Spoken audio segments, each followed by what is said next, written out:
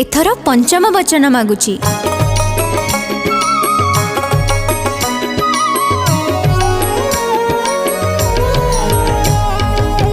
पंचम वचन मोर सुण कहूची, मनरे रखी था तुम्हें पकाई गंठी। घर कामरे जे उठी जहा करिबो, अवश्य से कथा मते जणाउथिबो।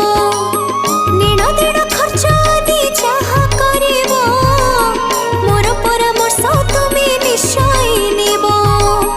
दुहिंक सह माटीरे घर चलिबो, मानिले पंचम घेरा संपूर्ण हेबो। पंचम वचन मोर सुण कहूची, सुण कहूची, मनरे रखी था तुम्हें पकाई गंठी, पकाई गंठी।